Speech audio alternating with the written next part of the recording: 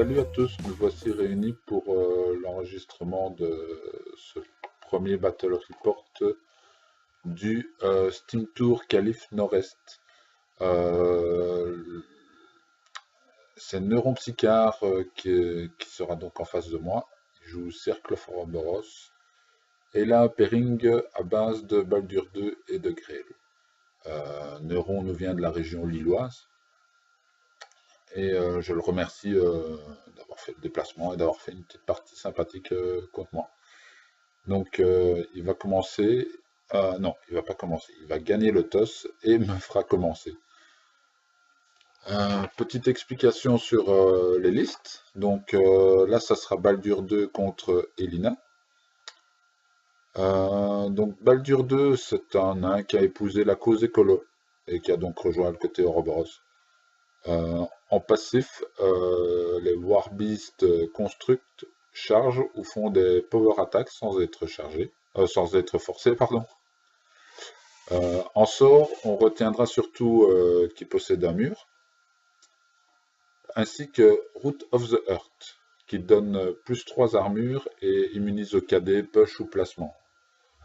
Sinon aussi la crevasse en sort offensif, et il en a encore un ou l'autre. Son feat, c'est Root of the Heart dans sa control range. Donc il donne ça à tout le monde dans les 10 pouces autour de lui. Évidemment, Baldur, il est venu en Theme Force. La Theme Force Bone of Ouroboros. Ce qui lui donne les solos gratuits. J'ai envie de dire comme d'habitude. Solos gratuits par 25 points de Warbeast. Un soin sur toutes les Warbeasts de 1 point de dommage lors de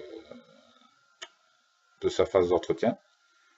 Et une zone de déploiement étendue de 2 pouces. Je suppose que c'est pour ça qu'il a choisi de me laisser commencer, ainsi il était vraiment déjà plus loin dans la partie, même en étant deuxième joueur. Donc il peut vraiment ramener une menace. Quant à moi, moi j'ai tenté le pari de venir avec une liste expérimentale que j'ai joué glorieusement 3 fois contre moi-même.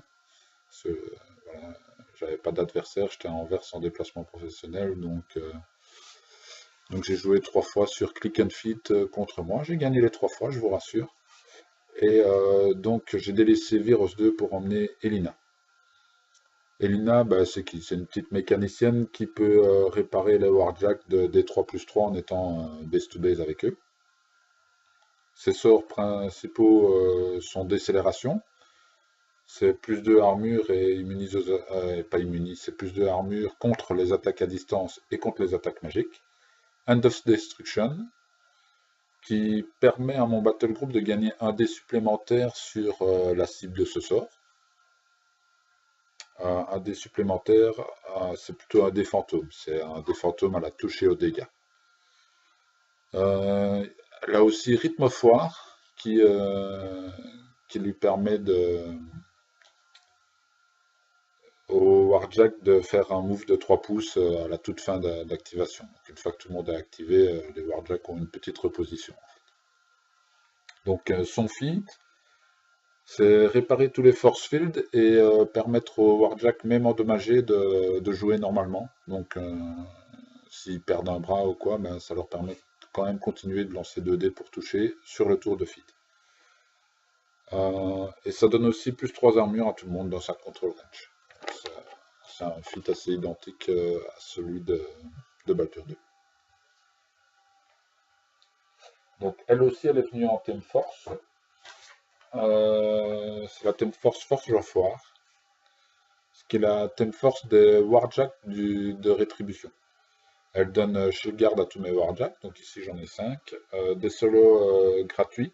Et les upkicks qui démarrent lancés sont entretenus gratuitement. Donc là, j'ai démarré mon premier tour. Les Battle Mash ont couru derrière la maison à l'assaut de la zone ronde qui leur fait face. Les 3 manticores ont posé une rangée de covering fire. On peut les voir là, en blanc et en le petit mur gris. Ce sont mes covering fire. pour empêcher un peu l'avancée des mannequins. Les deux phénix ont tenté des déviations châteuses sur l'armée adverse, mais ça n'a pas marché. La Nissa, quant à elle, elle a trouvé refuge dans un Claude, le petit truc gris là-bas qu'on voit au fond, près de la zone, ce qui lui a permis de gagner un stealth, car elle était prone. Et ensuite, elle a placé décélération. Enfin, Elina a avancé, a placé décélération et tous les warjacks ont repositionné. Donc le tour de Orboros maintenant, le tour 1, parce que là je vois que je suis déjà à mon tour 2. Donc je vais essayer un peu de résorber le retard en parlant un peu plus vite. Les mannequins se sont placés, il en a suicidé un sur un des covering fire. Le colosse a couru, Mégalithe l'a rejoint et lui a mis Root of the Earth. Le Célestial a couru dans la zone et le premier Worldward, enfin la première crevette, c'est plus simple à dire ainsi, s'est mise hors de portée de charge de mon phénix qui lui fait face. Et la deuxième s'est cachée derrière la maison. Les pierres se sont avancées. Baldur a essayé de mettre un mur pour protéger son célestial. Non, il n'a pas essayé. Il a mis un mur pour protéger son célestial. Et il a aussi mis Root of the Earth à son célestial, ce qui fait que ça retrouve à plus 3 armures aussi. Moi, je me suis rendu compte que le mur n'était pas super bien placé. D'ailleurs, Neuron s'en est rapidement rendu compte aussi après m'avoir passé la cloque. J'ai donc fait quelques petites prémesures, power-up et entretien de Road to Earth gratuitement grâce à Silis. Donc ensuite, j'ai échafaudé un plan. Ça m'a pris quelques minutes quand même pour être sûr de ne pas me rater. Et donc, pour ce plan, j'ai fait courir mon premier phénix derrière la maison pour qu'il puisse arcnoder End of Destruction. Ensuite, Silis a placé sur Elina un des fantômes à la touche sur son prochain sort. Donc, j'ai réussi du coup à arcnoder en avançant Elina, arcnoder End of Destruction sur le Célestial. Ensuite, les Battle Mages, non pas les Battle Mages, les Arcanistes ont donné leur petit power-up et plus de dégâts. Et la Nissa a mis Hunter's Mark sur le Célestial, ce qui m'a permis de faire charger mon Phénix. Là, c'est les jets de dégâts du Phénix qu'on voit. Donc, comme le Célestial a un Hand of Destruction, les dés ont piqué vers le haut, puisque j'enlevais tout le temps le plus petit aux dégâts. Et ça m'a permis de le dépop en 4 attaques, puisque j'avais chargé gratuitement, grâce à Hunter's Mark. Donc en 4 attaques de Phénix. Ensuite, je vais utiliser les Battle Mages. Eux, ils vont s'avancer pour prendre la zone. Comme ça, si parmi mes gardes, j'arrive à la vider, eh bien, je pourrais marquer un point. Enfin, en tout cas, il devra penser à contester sur son tour. Donc, je vais réussir à choper son petit solo qui se cache dans la forêt avec eux en plus. C'est un Stone Shaper. J'oublie tout le temps le nom de ce petit truc. C'est un gardien de pierre, je pense. Donc ils vont réussir à l'avoir. Donc là maintenant nous sommes revenus en temps réel, je vais pouvoir un petit peu me calmer sur le débit de parole. Donc derrière je vais avancer un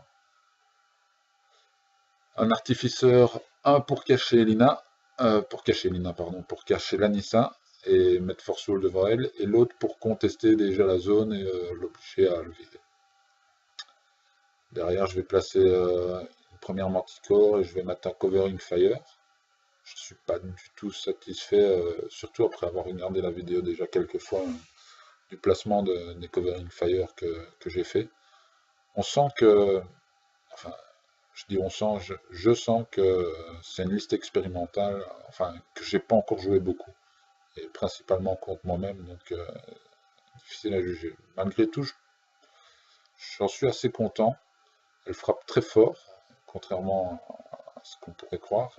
La preuve, le dépop du Célestial à armure 23 ou 22, je ne sais plus. Enfin, il y avait Root of the Earth. J'ai pas les stats sous le nez, je n'ai pas le temps de chercher si je veux pouvoir continuer à commenter. Et donc, plus l'empowerment les arcanistes, cette liste tape fort.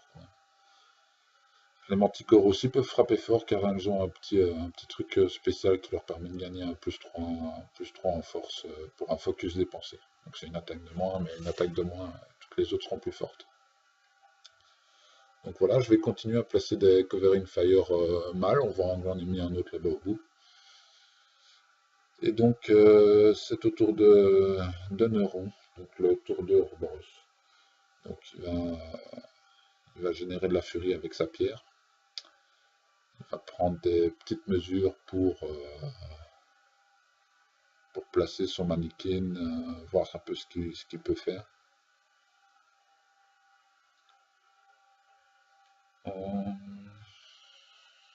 Il y a pas mal de réflexions, il se rend compte d'une erreur de mon côté.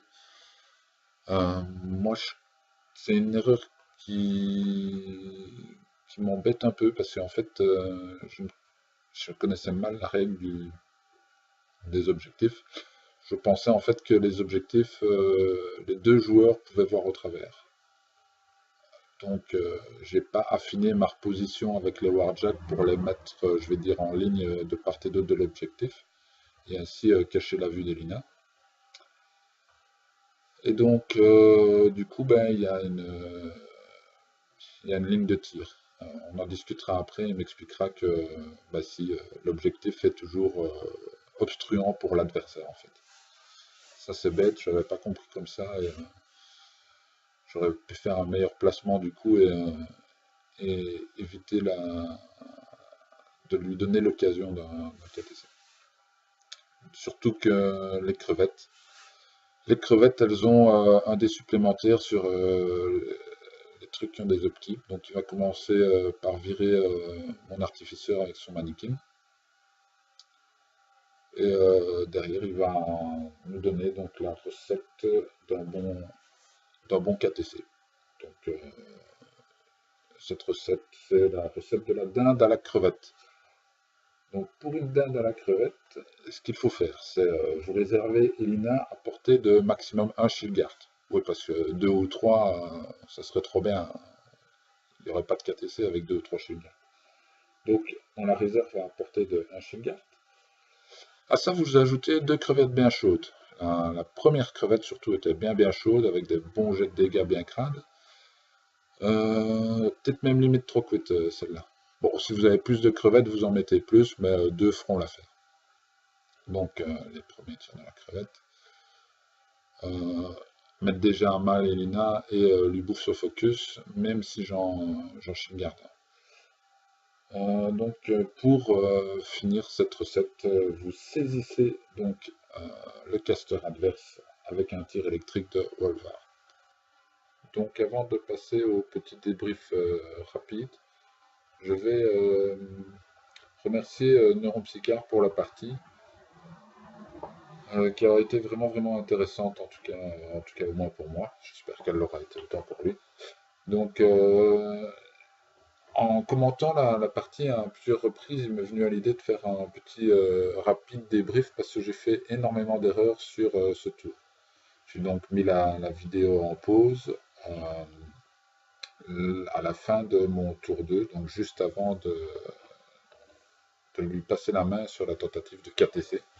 Enfin, sur la tentative, sur le KTC, pardon.